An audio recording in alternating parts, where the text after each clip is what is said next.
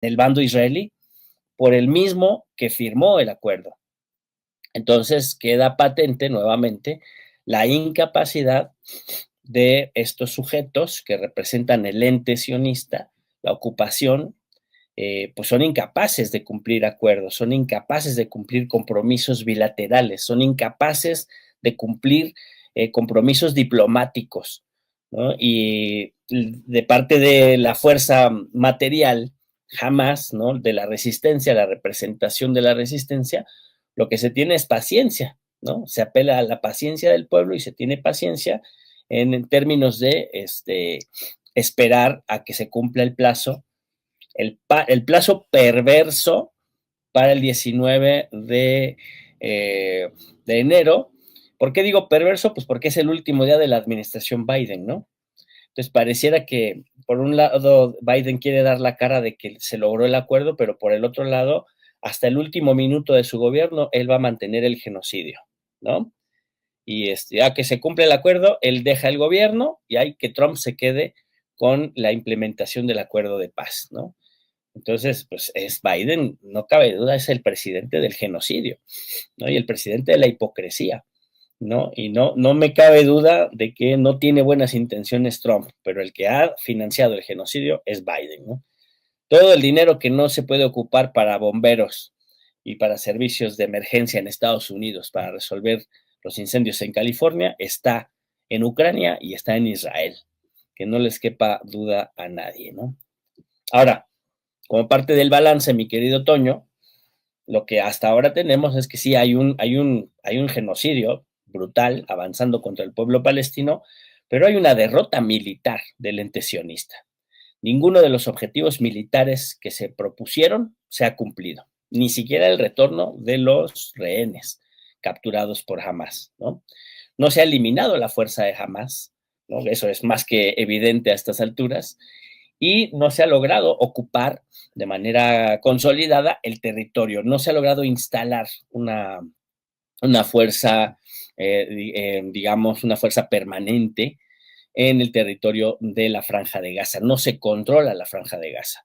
Entonces, es un fracaso militar y es un fracaso político. Por eso hay quienes están llamando esto una derrota multidimensional del ente sionista, ¿no? Porque además hay una gran derrota a nivel de la opinión pública global, ¿no? Toda la imagen de la víctima, el judío errante víctima del genocidio propinado por la Alemania nazi, ¿no? Y que por lo tanto tiene derecho a tener su Estado y ese Estado tiene derecho a hacer lo que le plazca con los antiguos habitantes del territorio ocupado, pues todo ese relato se ha caído, se ha derrumbado, ¿no? Hasta ahora cualquier persona medianamente informada sabe que Israel es una fuerza de ocupación, es un Estado paria, un Estado canalla en todo caso. Yo le quito la categoría de Estado porque no tiene ni constitución ni un territorio definido. Por eso ellos impulsan el Gran Israel como propuesta geopolítica de dominación del territorio, con la invasión de Jordania, con la invasión de Siria, con la invasión de Líbano, con la extensión incluso hasta territorios de Egipto, ¿no? Pero hasta ahora eso es una derrota política, es una derrota militar en la Franja de Gaza. Y la negociación con Hamas, la firma de este acuerdo, pues le da legitimidad a Hamas, ¿no? Ese relato de que Hamas es una pandilla de terroristas y hay que exterminarlos porque no merecen vivir, pues ese relato se cayó, porque ya se sentaron a hablar con ellos, tienen ya un año y medio hablando con ellos en Qatar y se llegó a un acuerdo y se firmó un acuerdo con esa fuerza político-militar que ahora está legitimada por este acuerdo de paz, ¿no? Y por su conducta de esperar el acuerdo de paz que se cumpla mientras el otro sigue masacrando civiles, masacrando niños. Las imágenes de la gente que ha sido que ha sido violentada desde la noche de ayer hasta hoy, desde la firma del acuerdo hasta este momento, son niñas y niños, ¿no? Es la cobardía más atroz de los militares israelíes en contra de niñas y niños. Los bulldozers que destruyen las casas de los habitantes palestinos siguen destruyendo las casas ahorita. La violencia desatada además, porque estamos hablando de la Franja de Gaza, pero la violencia también se desató ayer en Cisjordania, ¿no? Cisjordania sigue siendo atacada y sigue bajo fuego, y Cisjordania no está considerada en este acuerdo de paz. O sea, perfectamente bien el ente sionista podría cumplir el acuerdo en lo que toca a la Franja de Gaza y seguir atacando en Cisjordania, ¿no? No dudemos un escenario así. ¿Por qué no creo que lleguemos a un escenario así? Porque yo no creo que Israel cumpla sus compromisos en este acuerdo de paz, ¿no? Va a dejar, ahora sí que va a dejar colgados de la brocha a todos los estados como Brasil, Colombia, Venezuela, Cuba, Estados Unidos mismo, ¿no? México, todos los que han saludado, Irán, ¿no? La Organización de Naciones Unidas, que han saludado el acuerdo de paz, pues todos se van a quedar con su palmo de narices porque Israel no lo va a cumplir, demostrando su canallez una vez más, ¿no? Pues ese es el balance, mi queridísimo Toño. No sé si quieras agregar o preguntar algo, hermano. Sí, yo más bien lo que me queda también de preocupación es esto que nos planteas, querido Mulay. Cómo es que efectivamente Estados Unidos e Israel no cumplen con sus compromisos, y menos si estos tienen que ver con la paz, con la democracia, con la justicia, con la libertad. Y cómo es que efectivamente el estado político de Israel, bueno, pues ha hecho hasta lo imposible para continuar con una situación eh, muy, muy adversa, con cumplir pues este deseo de absoluto de exterminio, vamos, de de condición nefaria en lo absoluto, pero también llega una nueva administración, como bien lo mencionas, Biden así va a ser recordado como el presidente del genocidio, y ese genocidio se va a dar hasta el último momento en el que él esté ahí en la oficina oval de de la Casa Blanca, pero sí se ha reportado, no quiero yo defender a un Donald Trump que nos ha amenazado a nosotros los mexicanos, que nos ha perseguido a nosotros los mexicanos, pues se ha reportado que efectivamente este acuerdo habría sido, eh, pues en todo caso, forzado por amenazas precisamente de Donald Trump, y cómo es que ese ente sionista estaría muy insatisfecho estas últimas semanas precisamente con la llegada de Donald Trump, que no ha sido pues completamente abierto o no ha permitido abiertamente pues que opere el Estado político de Israel como sí lo ha hecho el gobierno de Biden. Es decir, aquí lo que podríamos analizar es eso. Tendremos un Trump que cumplirá los deseos del Estado político de Israel, esto bajo pues las amenazas que él mismo ha determinado. Él mismo, Trump, ha advertido que deportará, eso es lo que él ha dicho, a cualquiera que cuestione o critique al Estado de Israel. Punto número uno, ¿no?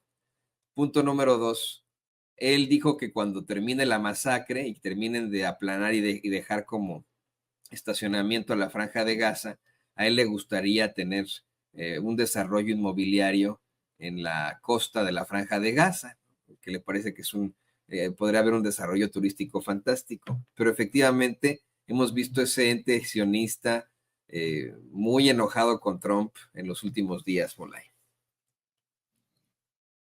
Es que no es el ente sionista el molesto, es Benjamín Netanyahu.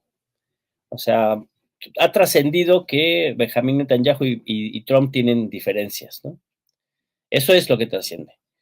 La negociación en Qatar fue una negociación que tenía tiempo atrás, ¿no? Viene de Trump. O sea, eso sí ha habido quienes tienen un análisis que dicen que Trump presionó y todo esto, pero la realidad es que las negociaciones en Qatar venían ya desde el 2023 incluso, ¿no? Nada más que no querían aceptarlo los sionistas que hacen esta caricatura de que la fuerza de Hamas es terrorista y no hay que hacerles caso. Un poco como le hacen los gringos con el narcotráfico, ¿no? Son sus amigos, pero dicen, no, son malísimos. Pero no es Trump el que desata este acuerdo, es la negociación, es la crisis interna que tiene Netanyahu en Israel y la presión de Hamas, que sigue siendo una fuerza beligerante considerable que no ha permitido la victoria de Israel. O sea, jamás le ha propinado una derrota estratégica a Israel hasta ahora, ¿no? Otra cosa es el genocidio, ¿no? Y Trump apoya a Israel como proyecto de dominación colonial. O sea, tú puedes quitar a Benjamín Netanyahu de la ecuación y mantienes la ocupación sionista, mantienes el proceso de colonización y Trump apoya eso, ¿no? Incluso independientemente de los acuerdos de alto al fuego, ¿no?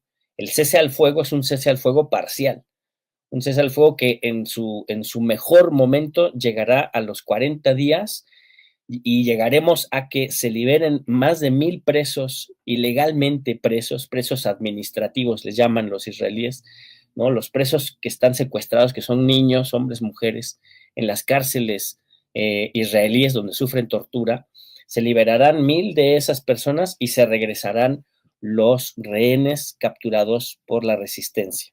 En el mejor de los momentos, y este acuerdo fructifica. Pero el proyecto de dominación colonial, que es el proyecto del Gran Israel, que está lanzado hacia adelante con la ocupación de los altos del Golán, con la ocupación del Golán sirio y con la ocupación de territorio libanés, y con esas guerras ahí abiertas que van a continuar, no nos quepa la menor duda, ese es el proyecto del Gran Israel, que es el proyecto de dominación colonial de un amplio territorio del Medio Oriente, apoyado por lo peor del imperialismo europeo y lo peor del imperialismo norteamericano. Eso es lo que apoya Donald Trump, ¿no?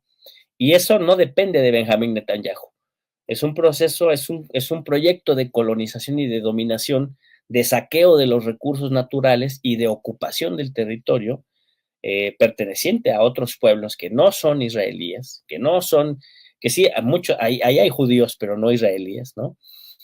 Que pues pretenden ocupar, ¿no? Es un proceso de ocupación, de colonización y de exterminio, ¿no? Entonces eso es lo que no debemos perder de vista, ¿no? Porque aunque este acuerdo de paz llegara a buen puerto, cosa que dudo mucho, pero si sí llegara a buen puerto, la lucha por la liberación nacional de Palestina continuará.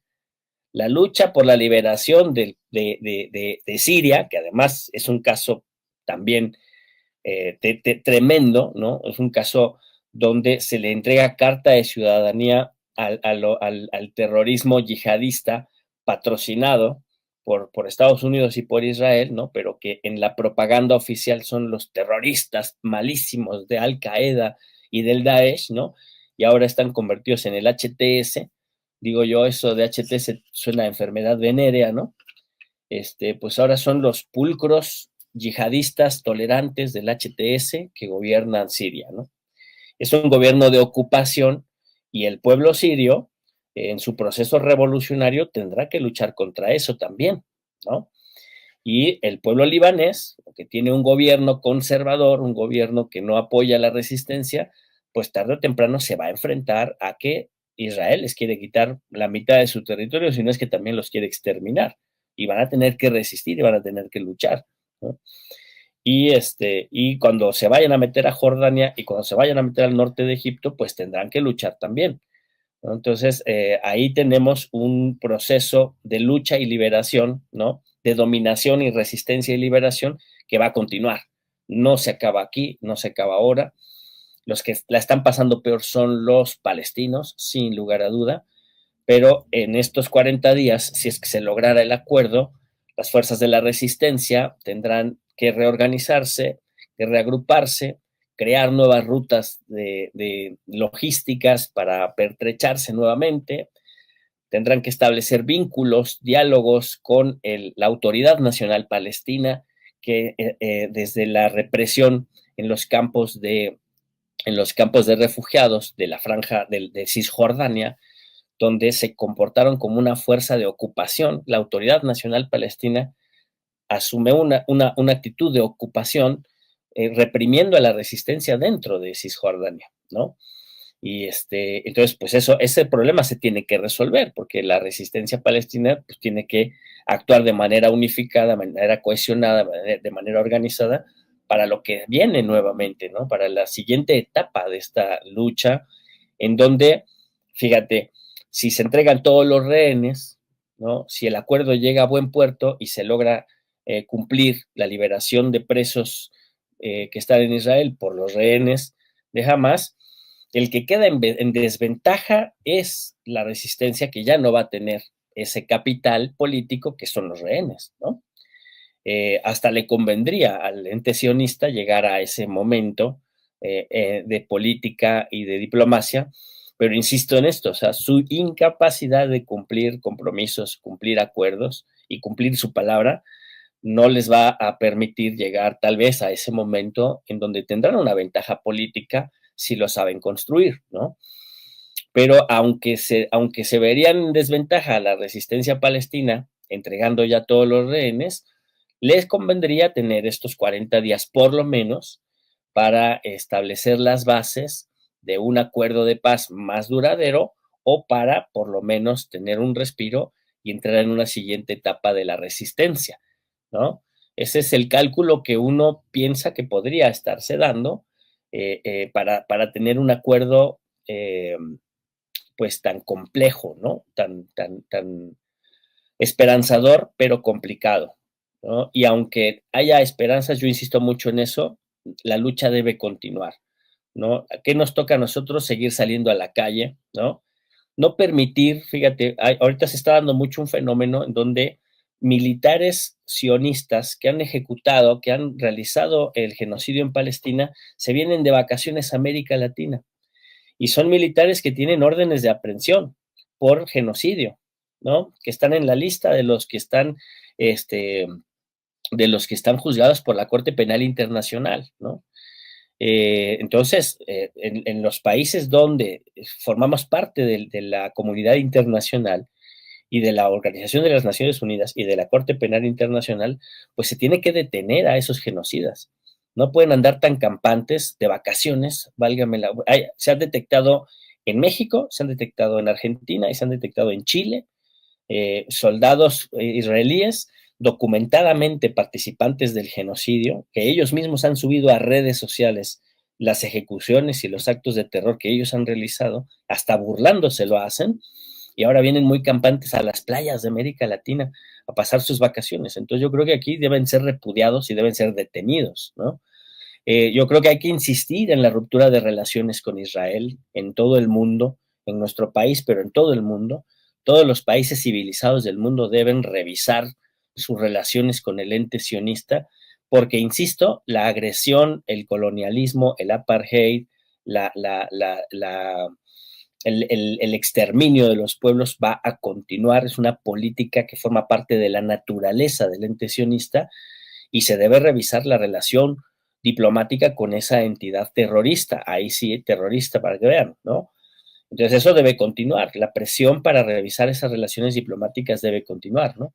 Y la movilización callejera el dar a conocer la situación del pueblo palestino, la historia del pueblo palestino, la historia de las resistencias anticoloniales de Palestina, del pueblo saharaui, de los pueblos de África, de los pueblos de Latinoamérica, porque nosotros también estamos metidos en este patín de la lucha en contra del colonialismo y del imperialismo, pues tenemos que saberlas articular, ¿no? Nuestro pueblo también va a entrar o está en una etapa de lucha y de resistencia, nada más que nosotros estamos en un momento distinto, pero nuestra relación tensa con el imperialismo norteamericano nos ubica también como parte de eso que llaman ahora el sur global, ¿no? Y como parte de la resistencia antiimperialista y anticolonialista, ¿no? Entonces eso nos fraterna, nos hermana con los pueblos que luchan por su libertad en otros continentes del planeta, ¿no? Entonces yo creo que en esas claves es en las que hay que ver este acuerdo de paz y no como si, bueno, ya se firmó, entonces vámonos a otra cosa mariposa.